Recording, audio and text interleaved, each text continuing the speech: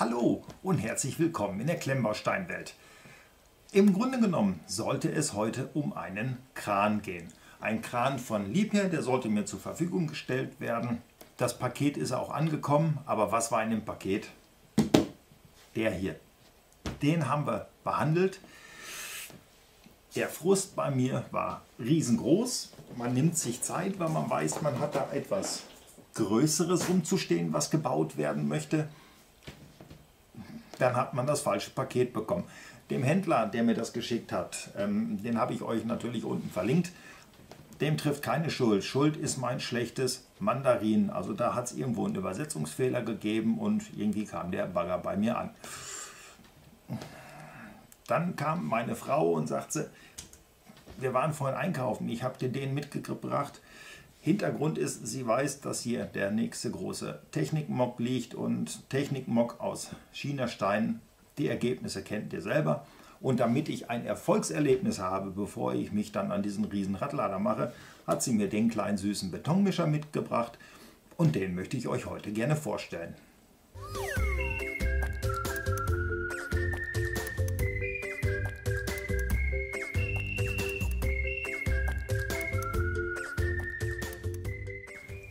Der Lego-typische Karton verrät uns, dass wir es hier mit einem Betonmischer oder wie es hier drauf steht, mit einem Mixer-Truck zu tun haben. Er ist hier vorne drauf abgebildet, das kennen wir. Die Setnummer steht damit bei ab 10 aufwärts ist er empfohlen. Auf der Rückseite dann die Möglichkeiten, die uns der LKW zum Spielen bietet. Also quasi was kann er oder kann er nur stehen. Die Größe 42 cm ist hier auch drauf angegeben. Beide Vorderachsen lenkbar und Mixschüssel. Der Behälter kann sich drehen. Ich weiß nicht mal, wie diese Dinge heißen. Ich bin fest davon überzeugt, unter euch ist jemand, der mir ganz klar sagen kann, wie diese Rührschüssel hier oben drauf heißt. Auf der Seite nochmal das gleiche in grün und hier nochmal die 1:1 Abbildung, damit wir wissen, wie groß die Räder sind.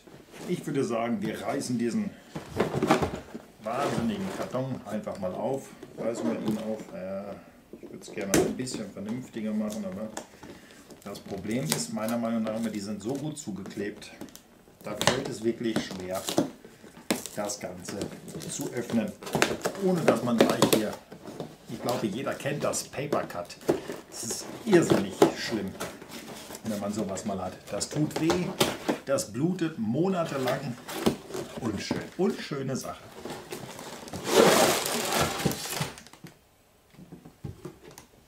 Dann lassen wir mal alles rauskullern, was hier ist. Wer hätte es geahnt, ein riesengroßes Formteil.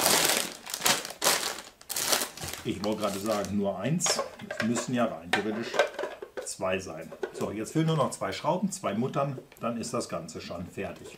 Wird natürlich hier mit Pins sein. Und das erste Mal, seitdem ich Lego baue, hier brauche ich blaue Pins. Das passt dann ausnahmsweise mal, obwohl sie dann ein bisschen zu hell sind. Die Tüten natürlich Bauschritt sortiert. Hier noch so ein kleines Flyerchen. Das ist schön. Wenn wir jetzt im Winter mal Lust auf Legoland haben, haben wir hier dann gleich einen Pass, dass wenn ein Erwachsener zahlt, dass das Kind umsonst rein darf. Prinzipiell finde ich das eine schöne Idee. Gratis Eintritt nimmt man immer gerne. Das ist ein armer Konzern. Es reicht einfach nicht für bedruckte Fliesen. Dafür sind die Sets auch wirklich zu günstig bei Lego. Kann man nicht anders sagen. Ich denke mal, man sollte da vielleicht mal einen Support schreiben. Nehmt doch mal ein bisschen mehr Geld für eure Sets. Dann könnt ihr auch Prints mit dabei packen. An der Bauanleitung ist nicht wirklich was Außergewöhnliches. Es ist wie es ist. Wir kennen es. Es wird vorher beschrieben, welche Bauschritttüte brauchen wir gerade. Alles hier drin ist farbig markiert, da wird nichts ausgegraut und nichts. Es ist prinzipiell auch immer alles kinderleicht zu verstehen, was hier drin ist. Also wenn da drauf steht 10, dann kann es auch ein 6-Jähriger zusammenbauen. Überhaupt kein Problem, das klappt wunderbar. 2 Handbücher haben wir. Ich würde sagen, das Geknister ist immer wahnsinnig laut. Ich sortiere das Ganze hier schon mal so ein bisschen weg und dann können wir ja quasi auch schon loslegen.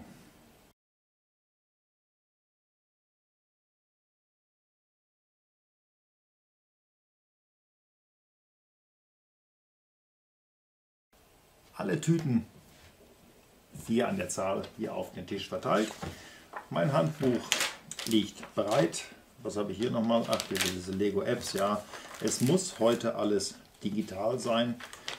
Das kann ich mir aber auch schon vorstellen, weil wer hat noch nicht einen 6-Jährigen auf dem Teppich sitzen sehen mit einer Bedienungsanleitung und versucht, sie groß zu ziehen.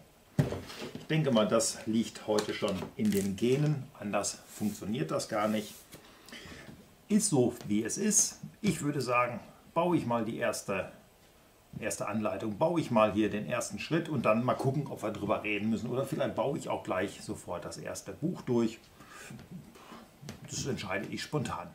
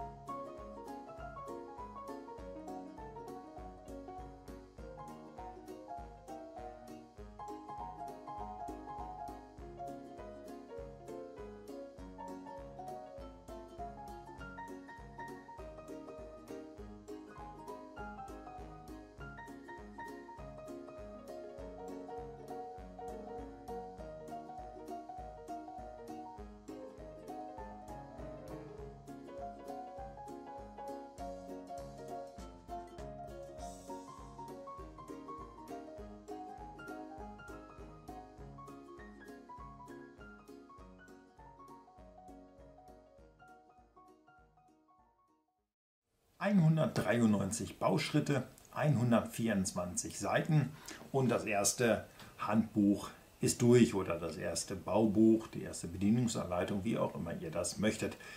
Ich habe mir gedacht, bevor ich mir jetzt das zweite Buch auch noch schnappe und weiterbaue, reden wir mal so ein bisschen über dieses Farbfiasko.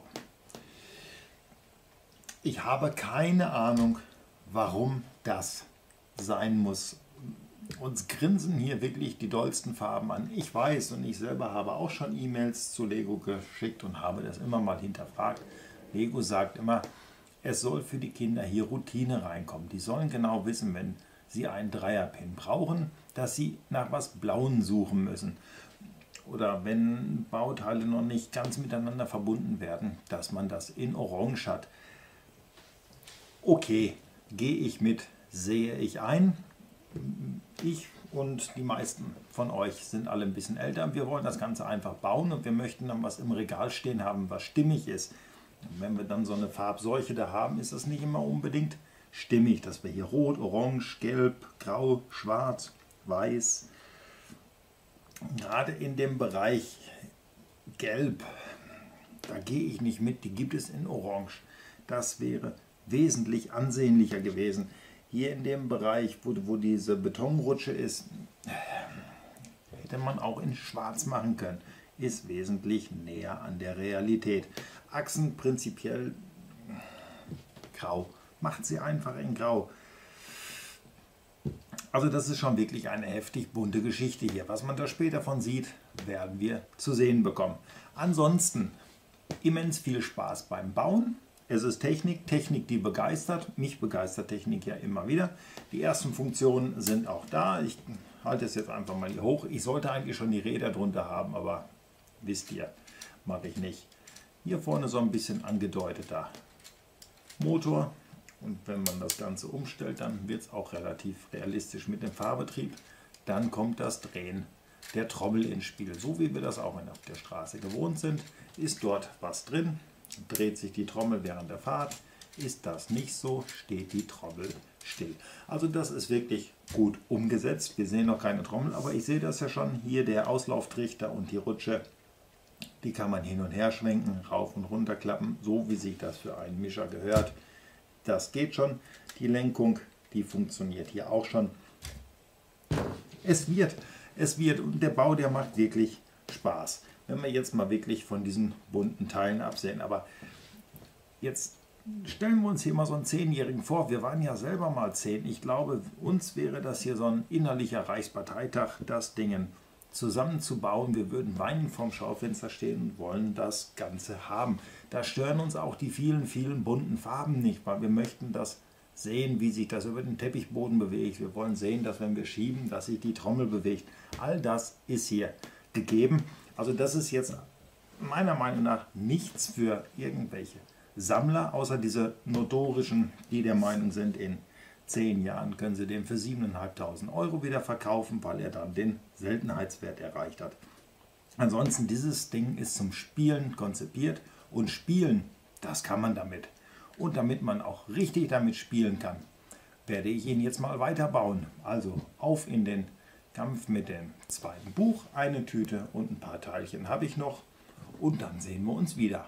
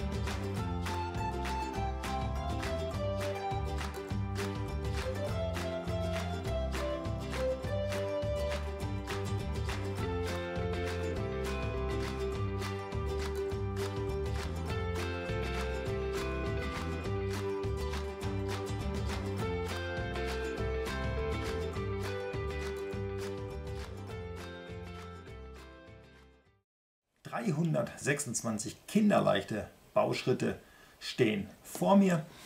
Diese Teile sind übrig geblieben. Die Sticker, die Mühe habe ich mir erst gar nicht gemacht anzubringen, weil der sieht auch ohne Sticker gut aus. Sind wir mal ganz ehrlich, für diese Größe und für das Geld, was er kostet, denke ich mal, ist er sein Geld wert.